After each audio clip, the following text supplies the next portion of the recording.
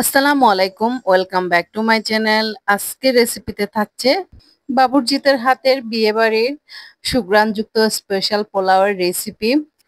বিয়েবাড়িতে বাবুর্চিদের হাতে বানানো পোলাওগুলো কেন এতটা ঝরঝরে এবং খেতে মজাদার হয়, তারই একটি রেসিপি শেয়ার করব। সাথে থাকবে কিছু টিপস অ্যান্ড ট্রিক্স। তো জানতে হলে পুরো ভিডিও জুড়ে আমার সাথেই থাকতে হবে। এর আগে আপনি আমার চ্যানেলে যদি নতুন ভিউয়ার্স হয়ে থাকেন, প্লিজ আমার চ্যানেলটা সাবস্ক্রাইব করবেন আর পাশে থাকা বেল আইকনটি অন করে দিবেন। আর যদি ভিডিওটা ভালো লেগে যায় তাহলে অবশ্যই একটা লাইক দিতে ভুলবেন না। তো কথা না বাড়িয়ে চলুন আজকের মূল রেসিপিতে যাই। তো এখানে পোলাও রান্নার জন্য আমি 1 কেজি পরিমাণ চিনি গুঁড়া চাল নিয়ে নিয়েছি। চেষ্টা করবেন চালগুলোকে রান্নার আগে 30 মিনিটের জন্য পানিতে ভিজিয়ে রাখার জন্য।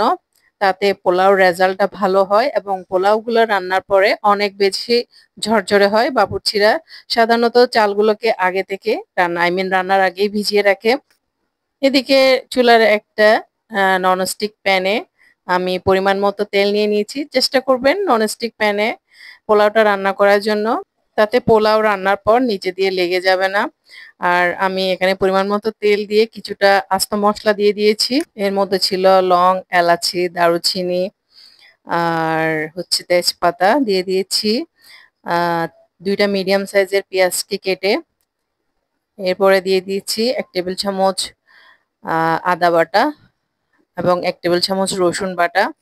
খুব ভালোভাবে নেড়ে নিচ্ছি যাতে পেঁয়াজ, রসুন, আদার স্মেলটা খুব ভালোভাবে চলে যায়। এরপরে আমি ভিজিয়ে রাখা চাল, যেটাকে আমি 30 মিনিট আগে ভিজিয়ে রেখেছিলাম, চালগুলোকে পানি ঝরিয়ে প্যানে দিয়ে দিলাম। দিয়ে খুব ভালোভাবে চালগুলোকে ভুনে নিচ্ছি তেলের সাথে। যদি কম পরিমাণে আপনি পোলাও রান্না করেন তাহলে চালগুলোকে খুব ভালোভাবে ভুনে নিবেন। তাতে পোলাও রান্নার পরে ভাতগুলো খুব ঝরঝরে থাকবে। এবং আমি দিয়ে দিচ্ছি 5-6টা কাঁচামরিচ দিয়ে এবারে আমি পানিটা ইউজ করেছি। পানির সাথে এখানে আমি 1 কাপ পরিমাণ লিকুইড দুধ ইউজ করেছি। এবারে আসা যাক পানির হিসাবটা কিভাবে করবেন। এখানে যেহেতু আমি 1 কেজি চাল ইউজ করেছি, আপনি যদি মেজারিং কাপে চালগুলোকে হিসাব করেন তাহলে যত কাপ চাল হবে তার ডাবল পানি ইউজ করতে হবে। আর এখানে দুধের পরিবর্তে আপনি চাইলে পুরোটাই পানি ইউজ করতে পারেন। কিন্তু আমি যেহেতু বাবুর্চিদের হাতের স্পেশাল পোলাও রান্না করছি, সেজন্য আমি আজকে দুধটা ইউজ করেছি। আপনারা চাইলে দুধটা স্কিপ করে তারপরেও রান্না করতে পারেন, তাতে কোনো সমস্যা নেই। আর পোলাওর মধ্যে আমি এখানে পরিমাণ মতো লবণ দিয়ে নিয়েছিলাম। কেজি হিসাব করতে গেলে এখানে আমি 1.5 টেবিল চামচ পরিমাণ লবণ ইউজ করেছি। প্রতি কেজিতে 1.5 টেবিল চামচ লবণই এনাফ। এখানে আমি একটু নেড়ে নিয়েছি। নেড়ে নিয়ে ঢাকনাটা দিয়ে দিলাম। চালগুলো আমার বলক আসা শুরু করে দিয়েছে এবং আমার 80% মতো চালটা সিদ্ধ হয়ে গিয়েছে। এবারে আমি চালগুলোকে দমে দিয়ে দিব। দমে দেওয়ার আগে আমি কিছুটা পেঁয়াজ বেরেস্তা দিয়ে দিব ফ্লেভারের জন্য। যারা একটু হালকা ব্রাউনিশ কালার পোলাও রান্না করতে চান তারা প্রথমে প্যানের মধ্যে পেঁয়াজ বেরেস্তা তৈরি করে তারপর চালগুলোকে ঢেলে দিবেন।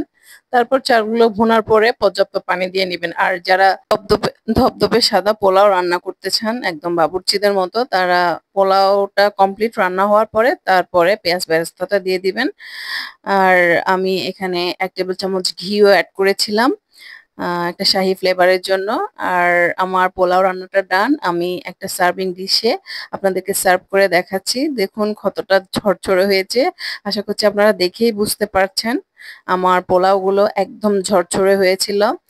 আর উপর থেকে কিছুটা পেঁয়াজ বেরেস্তা আমি গার্নিশের জন্য উপর থেকে ছিটিয়ে দিয়েছি।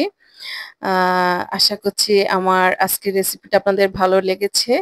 আমার এই টিপস এন্ড ট্রিক্স গুলো যদি ফলো করে আপনারা রান্না করেন, আপনারাও বিয়ে বাড়ির বাবুর্চিদের হাতের ধপধপে এবং ঝরঝরে পোলাওর স্বাদ পাবেন। তো আশা করছি আমার রেসিপিটা আপনাদের ভালো লেগেছে।